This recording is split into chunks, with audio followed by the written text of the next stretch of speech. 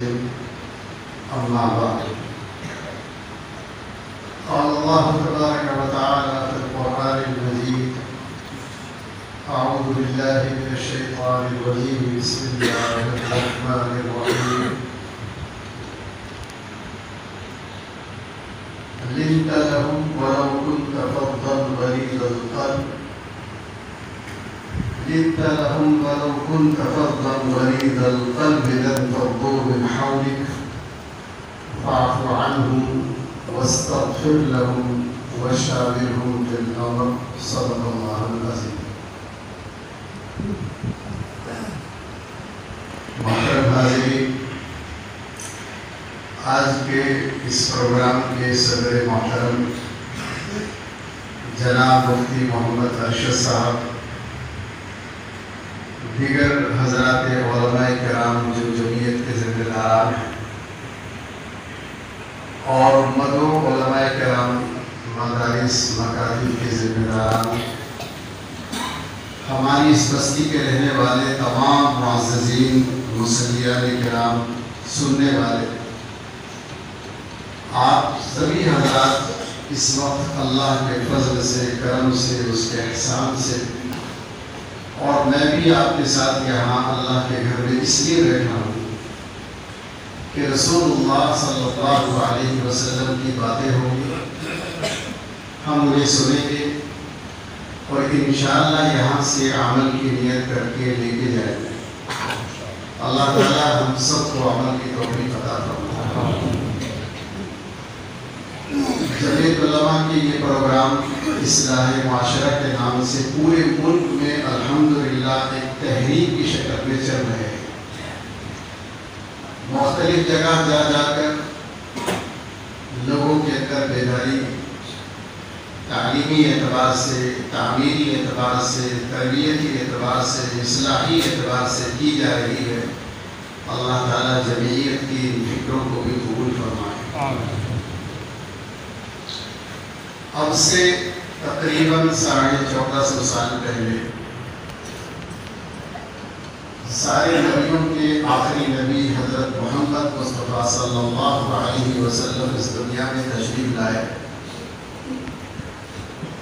تو ہم نے کتابوں میں یہ پڑھا ہے کہ جس وقت آپ تشریف لائے اور جہاں آپ تشریف لائے اور جس ماحول میں آپ تشریف لائے، وہاں کا جو ماحول تھا اور اس معاشرے کا جو نظام اور ترتیب تھی، اس معاشرے کے رہنے والے لوگوں کا جو سلیقہ، گفتگو، لین دین، معاملات، جو بھی طرز زندگی تھا، وہ اس معاشرے کا آج کے نظریے اور شریعت کی نظر سے انتہائی گندا، حقیر، ذلیل اور بہت زیادہ بگڑا ہوا معاشرہ تھا۔ یعنی اگر ہم 1400 سال کے درمیان کی کوئی معاشرے کی تحقیق کہیں کی کریں گے تو مکے سے زیادہ خراب معاشرہ کہیں کا نہیں ملے گا۔ کیسا معاشرہ تھا وہاں کا؟ کتابوں میں لکھا ہے کہ اس زمانے میں قتل و غارت گری اتنی زیادہ ہوتی تھی کہ جو آدمی اپنے گھر سے نکل گیا وہ خیر و خوبی کے ساتھ اپنے گھر واپس آ جائے گا، اس کی کوئی گارنٹی نہیں ہوتی تھی۔ چھوٹی چھوٹی باتوں پر اتنے جھگڑے، اتنی لڑائیاں، اتنے قتال ہوتے تھے کہ ایک دوسرے کے خاندانوں کے لوگ لگاتار اتنے قتل کیے جاتے تھے کہ وہ ان کی زندگی کا مقصد بن جاتا تھا۔ یہاں تک کہ جب وہ مرنے لگتے تھے تو مرنے والا اپنے گھر والوں کو اس کی وصیت کرتا ہے کہ فلاں زمین، دکان، مکان، کاروبار، پیسہ سنبھال لینا، لیکن وہ مرنے والے یہ وصیت کر کے جاتے تھے کہ فلاں خاندان نے ہمارے 2 مار رکھے ہیں، آپ کو ان کے 4 مارنے ہیں، اسے دھیان رکھنا، میں تو جا رہا ہوں۔ یہ وہاں کا عام رواج تھا کہ مرنے والا وصیت کر کے جاتا تھا۔ اب آپ سوچیے کہ کتنا قتال اور کتنی لڑائی اس زمانے میں ہوتی ہو۔ اسی طرح اسی قتال میں ایک قصہ تھا کہ وہ لڑکوں کو لڑکیوں کو بھی مار ڈالتے تھے، بیٹوں کو بھی مارتے تھے، بیٹیوں کو بھی مارتے تھے۔ اللہ تعالیٰ نے قرآن کریم میں فرمایا وَلَا تَقْتُلُوا أَوْلَادَكُمْ خَشْيَةَ إِمْلَاقٍ کہ اے لوگوں اپنے بچوں کو بھوکمری کے ڈر سے نہ مارا کرو، فقر و فاقے کے ڈر سے اپنے بچوں کو نہ مارا کرو۔ تو ان کے یہاں بچوں کو مارنے کا عام رواج تھا۔ بطور خاص بیٹیوں کو زمین میں زندہ گاڑ دینے کا رواج تھا۔ بچیاں پیدا ہوتی تھی تو جس کے یہاں پیدا ہوتی تھی وہ سر شرم سے اس کا جھک جاتا تھا۔ قرآن کریم کے اللہ نے اس منظر کو 3 جگہ بیان فرمایا، یَتَوَارَىٰ مِنَ الْقَوْمِ مِن سُوءِ مَا بُشِّرَ بِهِ أَيُمْسِكُهُ عَلَىٰ هُونٍ أَمْ يَدُسُّهُ فِي التُّرَابِ۔ اللہ فرماتے ہیں جب بچی کی خوشخبری دی جاتی ہے تو ایسا ہو جاتا ہے ان کا منہ جیسے منہ پر مٹی گر گئی، اور شرم کی وجہ سے اپنے چہرے کو چھپائے رہتے ہیں اور غصے میں ادھر گھٹتے رہتے ہیں کہ لڑکی کو پیدا ہو۔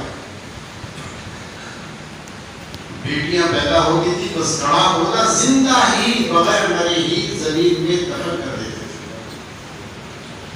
بخاری شریف میں لکھا ہے ایک صاحب کے یہاں ایسے وقت بیٹی پیدا ہوئی کہ شوہر گھر پر نہیں تھا، کہیں سفر میں گیا ہوا تھا۔ بچہ پیدا ہوا تو دیکھا یہ تو بیٹی ہے، بچی بڑی خوبصورت تھی تو ماں کا دل اس ہے، چنانچہ ماں نے اسے دفن نہیں ہونے دیا اور یہ کوشش کی کہ شوہر کے آنے سے پہلے میں کچھ انتظام کر دو، یہاں تک کہ اس نے اس بچی کو اپنے میکے بھیج دیا۔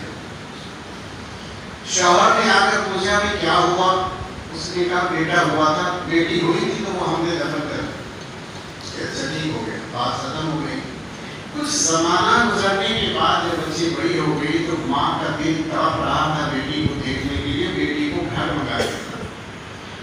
اب وہ بچی اتنی پیاری تھی، اتنی خوبصورت تھی، ایسی میٹھی میٹھی باتیں کرتی تھی کہ جو بھی اسے دیکھتا سنتا اس کے پاس بیٹھتا بس اس کا دیوانہ ہو جاتا۔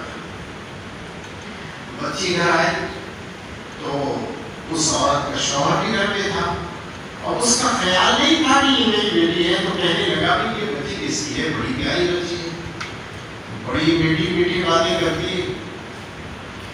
ماں نے دیکھا کہ اس کا دل تو بڑا نرم ہو رہا ہے، یہ تو اس بچی کو بڑی محبت سے دیکھ رہا ہے، محبت سے اسے پسند کر رہا ہے، تو ماں کا دل پسند گیا۔ اس نے کہا جی بس مجھے معاف کرنا، یہ آپ کی کوئی بیٹی ہے، جب آپ سفر میں تھے پیدا ہو گئی تھی، میں نے آپ سے جھوٹ بولا، اسے میکے میں بھیج دیا، اب اسے منگا لیا ہے، اب دیکھو کتنی پیاری بچی۔ تو بس اس نے سنا اور اندر ہی اندر جل گیا، اڑ گیا کہ یہ کیا ہو گیا، ظاہر نہیں ہونے دیا، ظاہر میں ہنستا رہا، کہنے لگا نہیں ہاں بچی بہت اچھی ماشاءاللہ بہت بڑھیا ہے، لیکن پروگرام دماغ میں شروع ہو گیا کہ اس کو کیسے دفن کرنا ہے، کب دفن کرنا ہے۔ قریب میں ایک میلہ ہو رہا تھا تو وہاں کے بہانے سے میلے کے بلے گیا اور راستے میں اس نے گڑا کھودنا شروع کر دیا۔ مٹی جب اڑنے لگی ہوا میں تو مٹی کپڑوں پر گرنے لگی۔ بچی برابر میں کھڑی تھی تو بچی نے کہا ابا جان آپ یہ کیا کر رہے ہیں؟ آپ کے کپڑے خراب ہو رہے ہیں، آپ کے بالوں میں گرد گر رہی ہے، چھوڑ دو، آپ مٹی نہ کھودو۔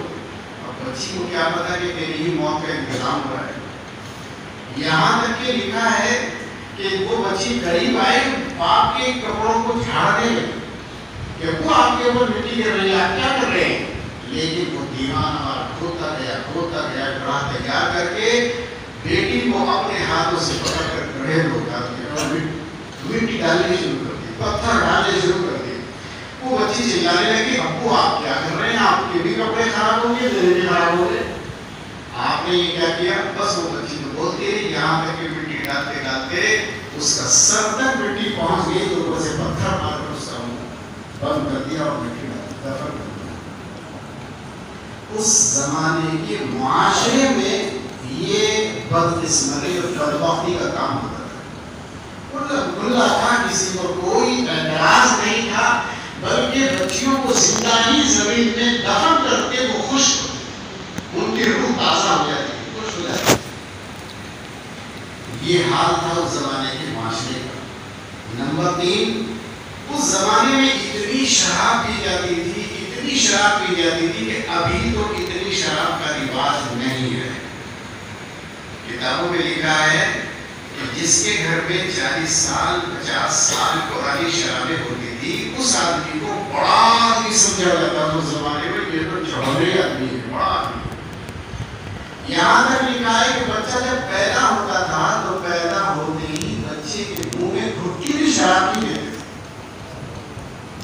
ماں جس کو بچہ پیدا ہوتا تھا اسے گھی دودھ پلانے کے بجائے شراب پلاتے تھے، یہی رواج تھا اس زمانے میں۔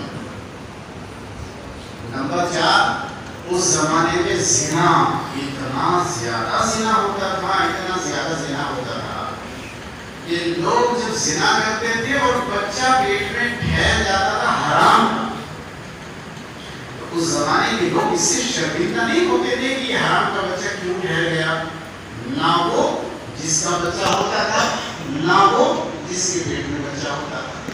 یہاں تک کہ لڑکی کی شادی ہو گئی، سسرال چلی گئی، وہاں بچہ پیدا ہونے لگا تو یہ آدمی جس کی وجہ سے حرام کا بچہ پیٹ میں ٹھہرا، اس کے گھر پر لینے کے لیے جاتا تھا، بھی میرا ہے یہ بچہ، مجھے دے دو۔ اور اگر کوئی آنا کانی کرتا تھا تو تلوار نکال کے میدان میں دینا پڑے گا، اور دینا پڑتا تھا، اور لوگ لیتے تھے۔ اور اگر مرنے لگے تو پھر وہ اپنے گھر والوں کو وصیت کر کے جاتے تھے، وہ بچہ فلانی کے پیٹ میں میرا پل رہا، میں تو مر رہا ہوں لیکن تم اسے لے لینا، یہ وصیت کر کے جاتے تھے۔ اس زمانے میں اتنا زیادہ زنا ہوتا تھا۔ 2-3 مثالیں اسی لیے بتا دی کہ بات لمبی نہ ہو جائے۔ اتنا بگڑا ہوا معاشرہ تھا اس زمانے کا۔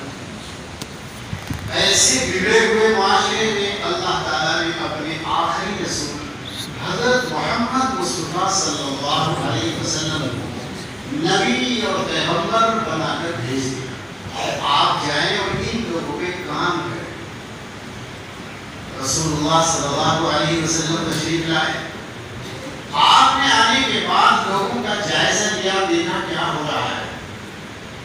معلوم ہوا کہ قتل و غارت کہیں اتنی زیادہ ہے، زنا اتنا زیادہ ہے، بچیوں کو زندہ درگور کیا جا رہا ہے، اور اس زمانے میں کچھ فقر و فاقہ بھی اتنا زیادہ تھا کہ مالداری بہت کم ہوتی تھی، اور پڑھے لکھے لوگ نہیں ہوتے تھے، سارے لوگ ان پڑھ ہوتے تھے۔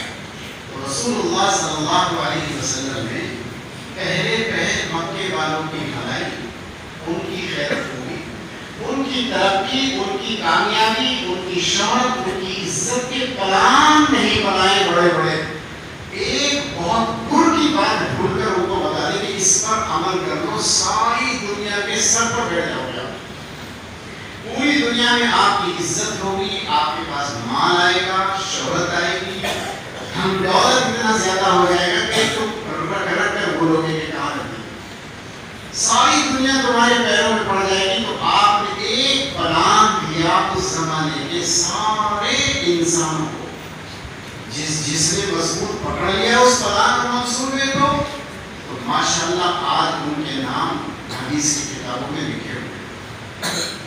آپ فجر کے بعد عصر کے بعد کوئی کتاب پڑھے تو بغیر ان کے نام کے کوئی کتاب ختم نہیں ہو سکتی، شروع بھی نہیں ہو سکتی۔ کوئی حضرت والا تقریر کریں گے تو بغیر ان لوگوں کی ذکر کے تقریر مکمل نہیں ہو سکتی۔ اتنا زیادہ انہوں نے اس منصوبے پر عمل کیا۔ کیا منصوبہ تھا؟ یعنی اس زمانے کے لوگوں کو آپ نے یہ نہیں کہا جمع ہو جاؤ، بڑا بزنس کرو تو تم عزت پاؤ گے، زمینیں خریدو، فارم ہاؤس بناؤ، اونٹ خریدو، گھوڑے خریدو، یہ پلان نہیں دیا۔